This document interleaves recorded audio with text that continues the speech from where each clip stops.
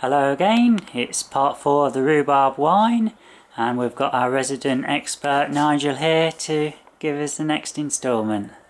Over to you, Nigel. Okay, well, it's a few days later, and here is our brew.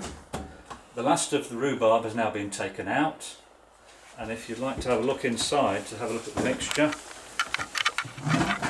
you can see that the wine is starting to clear. It clears quite quickly if you get the mixture right. And what I'm doing now, I'm tasting this each day to make sure the sugar level is about right. At the moment it's about midway between sweet and dry, and that's about right for a light table wine. So for now I'm not going to put any more sugar in. Okay. And if we actually put that liquid into demijohns now, it would make a perfectly respectable white wine. But it would only be average, because we haven't really gone to a lot of trouble. If we want to get a better than average wine, what we need to do is to think carefully about the balance of the different flavours. And so I'm going to remind you what I've talked about in the first section. Those are the three flavours we've got to be careful about when we're weighing up whether a wine mixture is correct. We've got to have sugar, acid and tannin in the correct proportions. Okay. And sugar means sweetness, obviously. Acid means how sharp is it, how tart. And tannin is bitterness, bitter flavours. Right. But all nice wines have a little bit of bitterness in as a sort of background flavour. Now, at this stage, we expect a wine mixture to taste roughly like that. We expect the sugar level to make it reasonably sweet, or if we've chosen for it not to be sweet, less sweet, but refreshing. So that's what we need for the sugar level. All decent wines are slightly tart. If they haven't got any sharpness, they tend to taste a little bit flat and bland. So we want a little bit of tartness there, but not too much. We don't want it to be as sharp as a cider, for example. Okay. And then we want a very slight bitter taste. And in this particular mixture, the sugar level is about right. There is a slight bitter taste as well. I mean, both Julie and myself tasted this earlier, and we could both taste a slight bitter hint, which was from the rhubarb skins, because tannin comes from pips, stalks, and the non-fruity part of fruits. Okay. Okay. So the tannin level is about right. So we've got this level is about right, this is about right. The other thing I noticed though when I was tasting this is that the rhubarb flavour is there, but it tastes a little bit like rhubarb without the sharpness. So we need to find a way of putting the sharpness back in. One way of doing this would be to add some lemon juice, but you saw earlier that the mixture is starting to go clear. And lemon juice is notoriously high in a chemical called pectin, which makes wines cloudy. So I don't really want to put any lemon juice in there, because it might make the wines start to go cloudy. So what I'm going to do instead is I'm going to put in some unripe apples. And you can see here we've got some unripe apples. They're about as big as golf balls. I've been taking these off the apple trees because there's too much fruit on there and they have to be thinned anyway. And these little apples, they're full of acid, and the red ones are full of tannin as well. There's a little bit of tannin in green ones, but there's more tannin in the red ones. So what I'm Oh, sorry. Yeah. I was just going to say, talking of apples, perhaps we ought to just show the viewers again how the apples are doing in your garden at some point.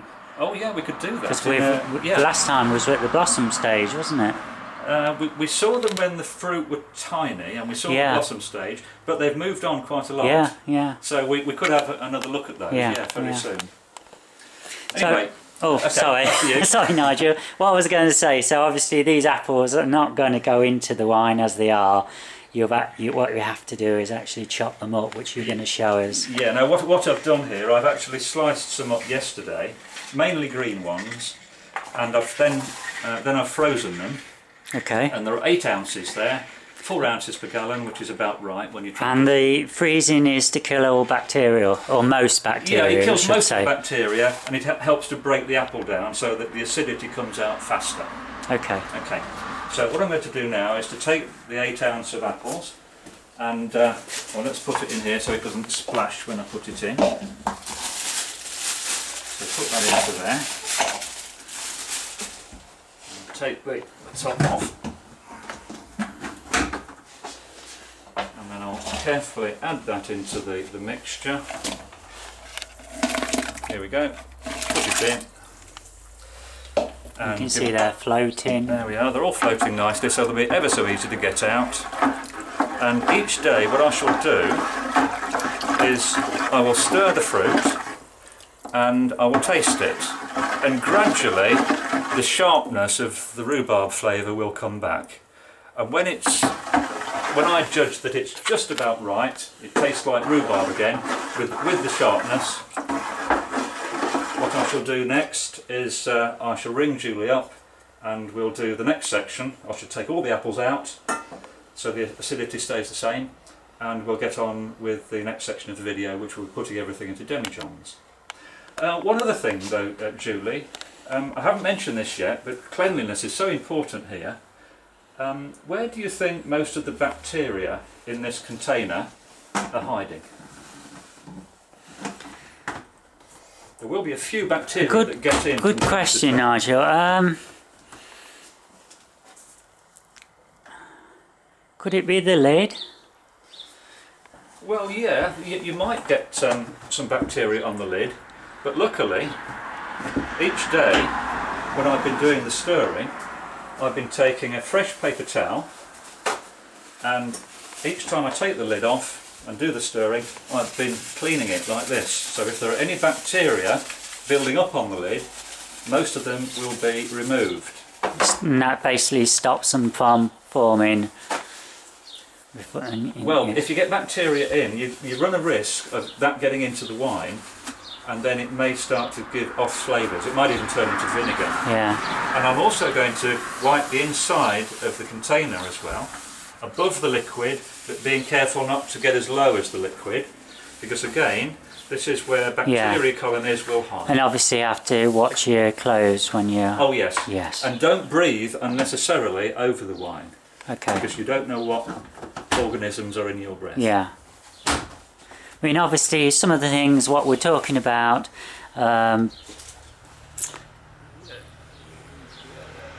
can I say it, are over precautious sometimes. Oh, that's right. Yeah, it's best to try and